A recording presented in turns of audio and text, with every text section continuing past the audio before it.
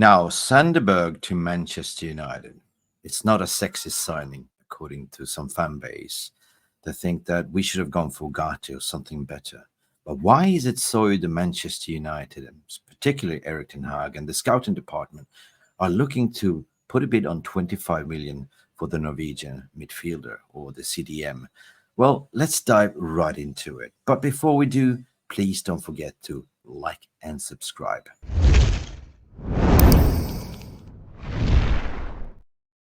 Now let's get into the analysis. Here we go.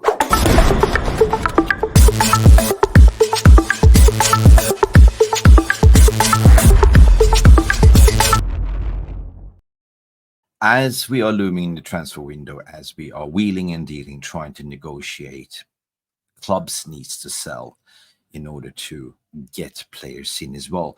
It's not only regarding Manchester United, it's also the clubs that we are negotiating with. PSG, for instance, Bayern Munich, with the stalemate of Matthias de Ligt and Mazraoui. But also PSG, they spend a lot of significant money and they don't really need the Ugarte to be sitting on the bench, who has submitted a transfer rating. So there's been some reports, even from David Ornstein, that Manchester United are leaking out into the press to say that we are walking away, or we're sort of cooling off the interest and looking at other signings. Well, it's perfectly normal, in my opinion, due to the fact that Manchester United of the old used to focus on one egg in the basket. But now, apparently, we are speaking to multiple targets that is on the list. Basically, multiple eggs and agreeing personal terms, and see who will say yes to Manchester United on our wage bill terms, but also on the profile, which fits Ten Hag's system. So one of the players that has been mentioned is Sandber. I know what you're thinking, not a sexy name, but he was basically in 2019 one of two of the best Norway's talent that was produced out of Norway. There was him and there was Erling Haaland. Well, the other one had a fortunate club signing. He went to Erling Haaland. He got his move to, we all seen it, to Borussia Dortmund when he developed, and then he got sold to Manchester City and he became a goal scoring machine. But Sandberg was also predicted a very, very stellar career, but instead he went to Gent, and then he went to Sheffield, and then he went to Burnley. So basically he played in the lower relegation teams. But if you look at Manchester United, we signed players from relegation teams before. Roy Keane, for instance, that was one of them. Just because you play in a relegation team, that doesn't mean that you are a bad player or a bad CDM. And stats, if you look at them, Opta stats and all that, they don't lie. So let's dive right into, and whatever best to do is to look at our friend, and I'm a big fan of his content. It is Scarlet Reports. Like, there's no other out there that can do a better report than Scarlet Report. So let's have a look at what he has to say. Let's go. Scarlet, what do you say, my friend?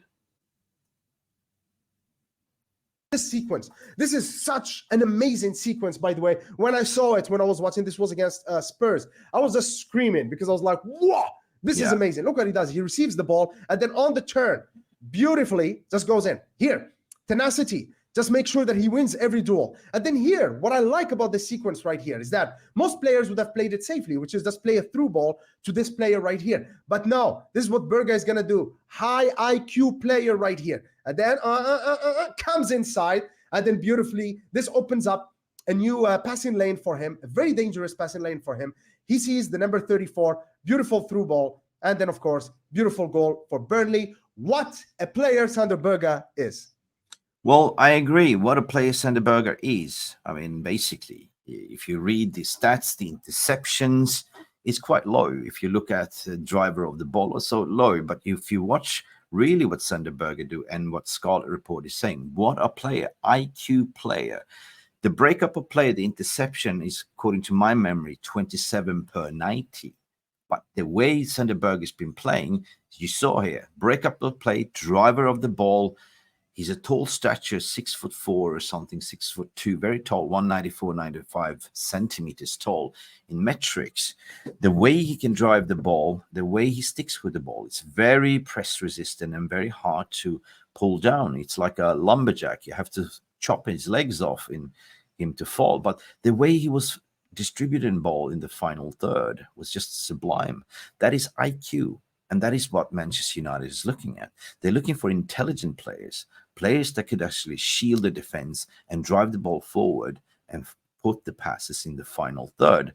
Now, I know that people are staring blindly at stats, and I know that the name itself, it's not what you're used to as Manchester United fans. We are not the old club of the past. We used to sign sexy shirt sellers because of the name and commercial value. But the way Ten Hag is going right now is recruit players that fits the system and the style of play.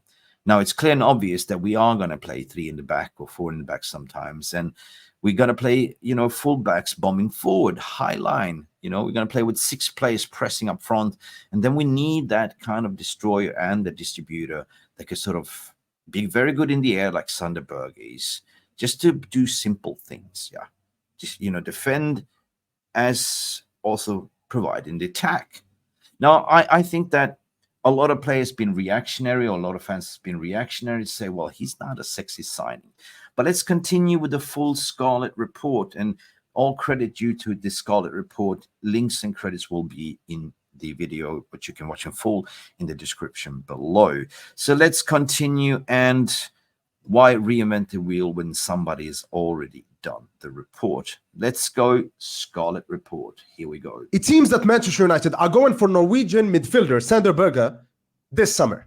What kind of player is he, and how does he fit in the Manchester United setup? Let's analyze. All right, so let's start with a brief overview of Sander Berge. So definitely a defensive midfielder, plays for Burnley, previously of Sheffield United and Genk in... Yeah, 195 centimeters tall. You can see here, that was almost right. That is a tall specimen for a CDM, right? 26 years of age, fits the profile. We know that Ineos has been saying no under 25, but still 25, defensive central midfielder, man marking. Weaknesses his pace. He's not the fastest, but, for lanky legs like that, he's got pace, right? Let's Belgium, 26-year-old, 195 centimeter tall, so definitely not a small guy. I would describe him as an anchorman, a classic defensive midfield number 6. Here you can compare his heat map to that of Casemiro. Obviously, Casemiro's is more intense. There's more red because he plays for Manchester United. We have more of the ball, therefore he touches the ball more. But both of them, as you can see, they perform similar roles within their respective teams. His strengths, and of course, I'm going to back this up with evidence in the video analysis segment, so please stick around for that one. Man marking, Berge is excellent when it comes to taking... Man marking, excellent in taking on the man and interceptions of the ball. Certain players out of the game and locking up certain areas of the pitch. His defensive game is not built on bombastic tackling, but rather on astute positioning. IQ. Long passes, he's very good at distribution, and of course, beating the press. And I'm going to... So, this is the key elements: man marking, positioning, IQ, knows where to be in the right places, and long passes. So he's got a good passing range on his foot. He's 2-footed by my understanding and can beat the press. Now, we are all about beating the press on this channel. Let's continue Scarlet Report. I'm going to show you how he does that in a minute. One of his weaknesses, and here I should have added an asterisk next to pace, because I'm not saying that he's slow. He's by no means slow. He's got decent pace. But it's just that Burnley, every time I watch them, they defend mainly deep and compact, right? Yes. And that kind of positioning tends to favor tall players like Berger. But so far, I haven't seen him in a situation where he plays for a team that plays a high defensive line, because that is the ambition for Manchester United under Erik ten Hag. Okay, we want to play high up the pitch. We want to play in the opposition's half, which means that we need pacey players whenever the opposition breaks away in a counter-attack. And so the jury is out on whether Berge does have the pace to make sure that we get the protection that we need. But of course, in the video analysis segment, I'm going to show you that there are hints that this may not be a weakness. But to me, it just remains a question mark. It's a question mark. It's absolutely spot on what I've been saying as well. Like, Berger's been playing in relegation teams. If you look at Vincent Kompany, the way he was setting up, it was kind of like, playing a little bit of an offensive, but at the same time, defending the low block.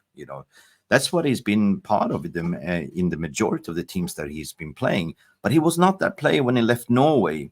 He was rated as one of the best CDMs, up-and-coming CDMs. Even Jarvis Cocker, that is on our channel, the technical astute guy, is also saying the same. So let's continue understanding more about Sander Berge. Now you can understand that pace, he's got pace for his length.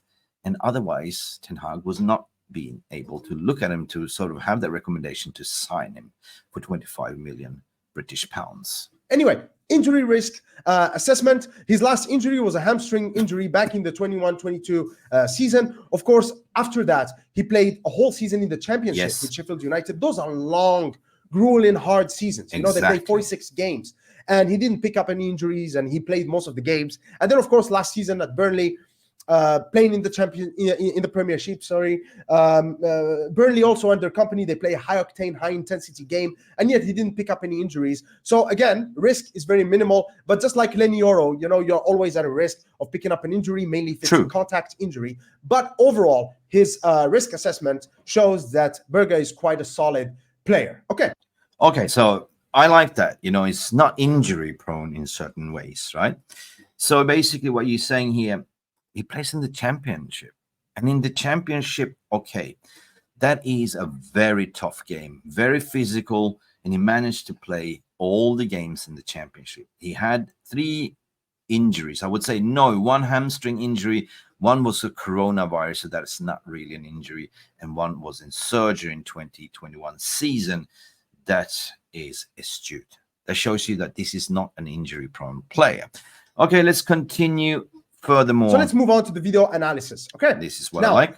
First, let me just start by saying that last season I watched 3 games with Sander Berger just to watch him as a player because I really rate him. I really like this this player. I wanted to make a video about him before, but I am really surprised that Manchester United went in for him, not because the player is not good, but just because that it's quite a bold move from Ineos to actually go for a player like this. But anyway, I watched him against Arsenal, Fulham, and Spurs, and this is where these highlights are from. So anyway, let's pay attention. So here, what we have Sander Berge over here, and obviously he's tasked with marking both Declan Rice, who's behind my logo, and Zinchenko over here. So he's tasked with marking 2 players because, as you know, Arsenal, not only is he tasked by marking the player who plays on the left side. So he plays in a single pivot there, and his task is to mark 2 players. This is where IQ comes in. Of their midfield, which is Declan Rice. But also we know that Zinchenko just drops inside into the midfield from the left-back position. And then Martinelli, which we're going to see later, who likes to cut inside from the left. So he was quite busy. And yet, again, he knows how to position himself in a situation where he can mark 2 different zones, basically 2 players within his zone, as he did here with Declan Rice and Zinchenko. So it's zonal awareness, as you can see. You see how smart he was with the lanky legs, interception. And yet you look at his stats reports, 27.90 percentile. It doesn't really make sense with his interceptions.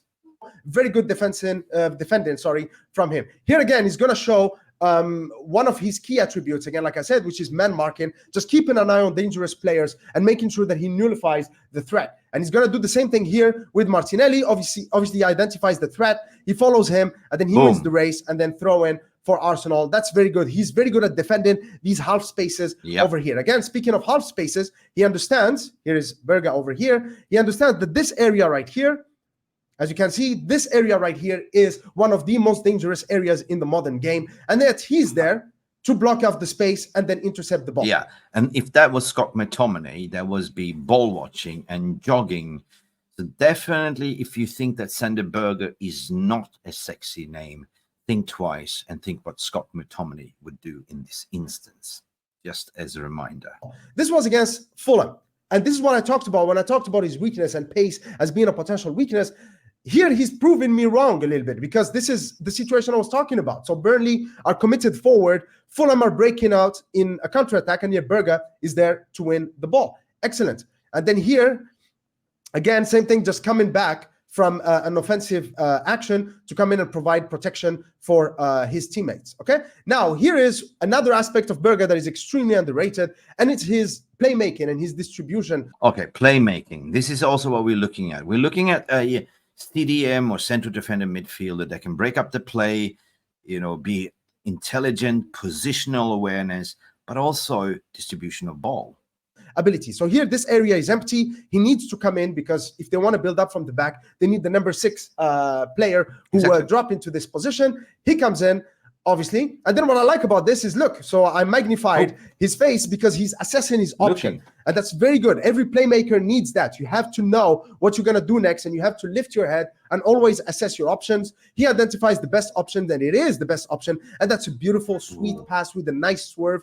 You saw that? Curled, amazing pass. So, yeah, you see how he does. He scans the area already. You know, a perfect CDM will, you know, run back, receive the ball, and distribute the ball, right? Not like Scott McTominay ball watching, right? And there's nothing Onana can do. There's a reason why we signed up Onana for a ball player, but also playing out from the back. And Sandber can do that. But you saw that moment. He's like, you know, scans the area, goes down, picks up the ball. Before he even receives the ball, he looks over, assessing options, and boom, sweet pass. That is astute. And then he launches an attack for his teammates. Same thing here. He positions himself in an area where he cannot be marked. And then again, as you can see, he is looking, assessing his options. And look at that, before he receives the ball. Because the mistake that a lot of players make, and that's how you distinguish between top players and good players, is that good players, they wait until they receive the ball, until they control it, before they start thinking, what am I going to do with it next? But top players, they always assess their options before they get the ball. By the time they get it, they already know what their next move is. Does that ring any bell? Like Bruno Fernandes, he's 2 steps before he even knows. I mean, even before he receives the ball, he knows what to do. This is Sander Berge, and this is why he was rated one of the top generational talents in 2019, together with Erling Haaland, but as a CDM. Therefore, they act. Their acting speed is actually much higher than the players around them. So here he assesses his option, and then he's very good at playing with the game in front of him, and then beautiful pass, beautifully timed, beautifully weighted into this space over here. Okay, now here, Fulham, who are a team who really love to press high and aggressively. Here they have laid a trap for Burnley. As you can see, 4 players against 4 Burnley players, but then the one who's going to save them is, of course, Berge over here. So he comes in deep and then quickly just lays off the pass, but he knows now that there is this space, so he's going to exploit it.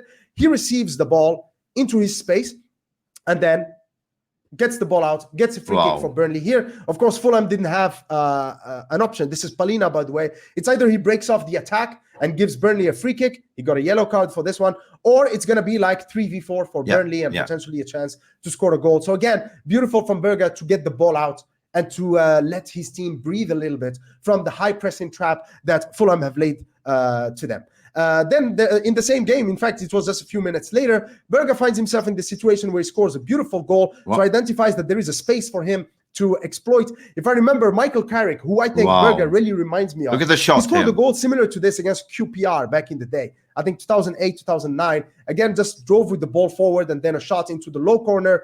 And Berger really reminds me of Michael Carrick a lot. Okay. So that's defeating the myth. The boy can actually drive with the ball and he can actually shoot as well. So what more can you ask for? Identified similar to Michael Carrick. And we haven't had a proper CDM since Michael Carrick left. So let's continue. Scarlet Report. Brilliant work.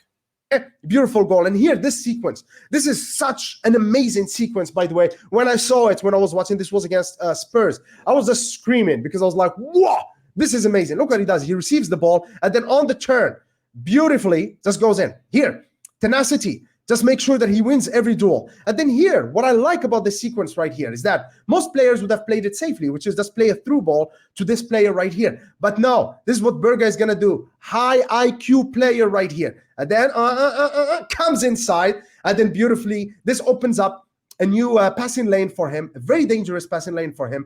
He sees the number 34. Beautiful through ball. And then, of course, beautiful goal for Burnley. What a player Sander Berge is. So what a player Sander Berge is. And I agree now with the Scarlet Report. And I agree when I speak to Jarvis Corner, who is Norwegian, has been following Sander Berge. But do you now start to understand why Manchester United are interested to sign him, right? Again, we will repeat in summary afterwards why Manchester United are interested. But if you're not impressed by now, keep watching. All right, now let's talk about this comment by one of my viewers because it highlights 2 key points that I want to talk about. All right, so Nomad Joe 0323, gotta love those usernames, said, I don't know why so many people are already dissing this guy because he would be coming from Burnley. He'd be a great stopgap until Collier is ready. All right, the first point, Manchester United signing. Okay, that's a valid point. I mean, we're still going to play Collier, but you know, if he's 26 years of age, he's got a lot of experience, and Collier will learn a lot. But again, a lot of Manchester United fans are used to the sexy names, and a lot of people were looking at Ugarte. Well, wow, since we were linked with Ugarte for so long, they got stuck into the mind to say Ugarte is the one, Ugarte is the one. But is he? Is it really? Let's continue. Players from Burnley. I think that this argument has such an easy and obvious rebuttal, which is Liverpool, when they were building their amazing Champions League and title-winning squad. They needed a left back and they needed a central midfielder.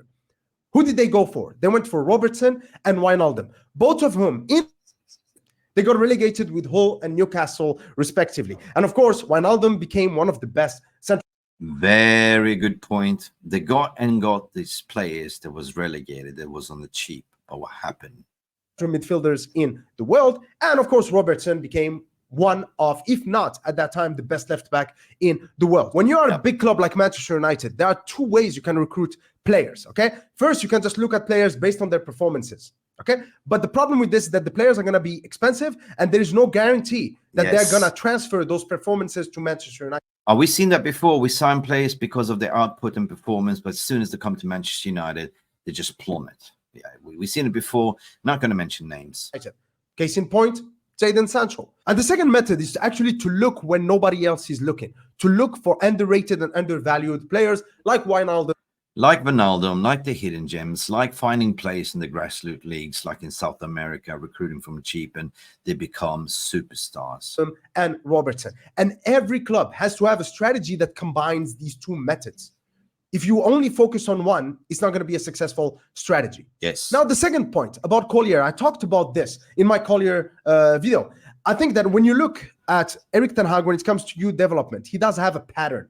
He likes to have young players involved in the periphery of the first team for a season or so. And then the next season, that's when they get involved consistently. For example, Garnacho, he started off with Ragnick. His first season under Erik ten Hag, we didn't see much of him, but of course he scored that goal against Fulham right before the World Cup, actually. And then second half of the season, he was involved more. And then last season, he was, of course, a key player for us. Same thing with Kobbie Mainoo. Under Ralf Rangnick, we didn't hear much about him.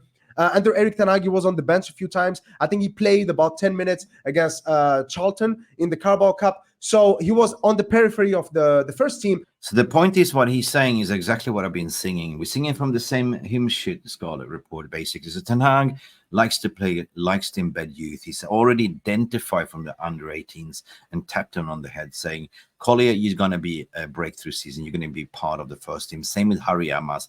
He's already identified the players, but he gives them chances on the bench and slowly embed them. So Ten Hag likes to play with youth, with experience as well. So adding on a Sandber on a 26-year of age will learn. Collier and everyone around him will learn so much, not only through coaching, but through experience. But of course, we knew that Erik ten Hag had plans for him. And I think that this season, that's going to be Harry Amas and Toby Collier. Yes. But I think that for both of them, this season would be too soon. And young players need time to develop and to work on their skills in order for them to be ready for first team football. If you just throw them when they're not ready, that's just going to be counterproductive. And so this is where a player like Sandber Berge comes in, because he just can't take that pressure off of someone like Toby Collier, because if you bring him in, he's going to just slot in seamlessly alongside Kobbie Mainoo and Bruno Fernandes. Yeah, 100%. He's already Premier League proven. You know, he played in the English League and the Championship as well, the toughest league in the world, I would say. He would just slot right in as well. 100% he will. But he was also, as what we mentioned and what Scarlet is also saying, you know, he will be the leader, 26-year-old in the midfield. And Collier and all the Maxi Ogieni and all of them will learn so much more. And even defender like Harry Amas as well. They will look up to this player as well. So it's important to have balance and a good dressing room, but also, how do I say this? Competition for each place. Players will push each other. Collier will become better. He will push Berger as well. And then you still have players like Mason Mount, Casemiro, if you don't sell him, Christian Eriksen. Maybe we're going to go back for Amrabat, who knows? But we're going to have other midfielders acting as players in depth alongside Toby Collier as well. So maybe if he has a season where he has, I don't know, 10 to 15 appearances, then next season he's going to be ready to take on the mental. And someone like Sander Berge could be just the right player to take that pressure off. And the third point, of course, is that I understand that a player like Sander Berge is not really an exciting signing. However, it's a low-risk signing. And we spent a lot on Lenioro, Xerxes, and we are looking at bringing in De Ligt and Mazraoui as well. We don't have that much money to spend a lot of money on an elite midfielder. Plus, the central midfield market this season is kind of underwhelming. There are not a lot of options, and those that are available are quite overpriced. So bringing in a player like Sander Berge, he can do a job for us this season, and then next season we can go and spend more money on an elite midfielder. So I think that Sander Berge would be an amazing sign-in for us this season. He's just the right type of sign-in for us. Like I said earlier in the video, he's a player that I highly rate, but I never thought that Manchester United would go for him, not because he is an underwhelming option, but because it takes a lot of boldness and bravery from an outside thinking outside the box, from the Manchester United hierarchy to identify and go for players like that. So let me know in the comment section what. Wow. Well, listen, at the end of the day, I totally agree what he's saying, the Scarlet Report. And, we've been talking on this channel, being box clever in the transfer window. Of course, we've got to get players up, but we're going to look at risks as well. I agree totally. Like getting a Sander Berge in for 20-25 million is no risk. And then next year, if you can't get rid of Casemiro, he will definitely leave the club. And then you can go on and splash the cash for a more sexy name, what you guys want. But let me know in the comment section below as well. After seeing all this, do you still think, if you don't believe in Sander Berge and what the recruitment department has done right now, with this sexy, bold statement to say we will sign Sander Berge for 25? Apparently, he's agreed personal terms, according to the latest report yesterday. Apparently, Manchester United are in negotiations now with Burnley to get Sander Berge over the line. So, some people call him Sandberger. I call him football IQ, a guy that can transfer Manchester United, that could do a job this season, and that could be a leader. We've seen his interceptions. We've seen his ball carrying. He's a 195 tall, good in the air, and very good footballing IQ. In all summary, you cannot judge the player because he played in relegation teams, but you can judge the player on the trajectory when he comes into Manchester United and what he can do for the team. Let me know in the non-live comment section, what do you think? Do you think that signing Sander Berge for 25 million to Manchester United is low risk? And do you think that we will benefit this season? This has been Mick Ruby from Mufc Realist TV, with credits of the brilliant Scarlet Report as well. Go check him out as well. Go check other reports, what he's done.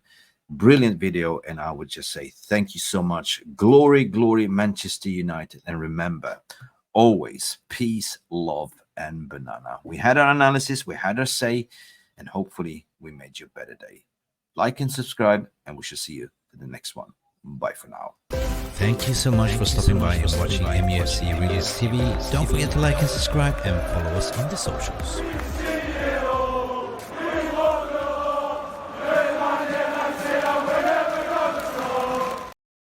Sander Berge, it's a good low risk signing. I sign him 100%.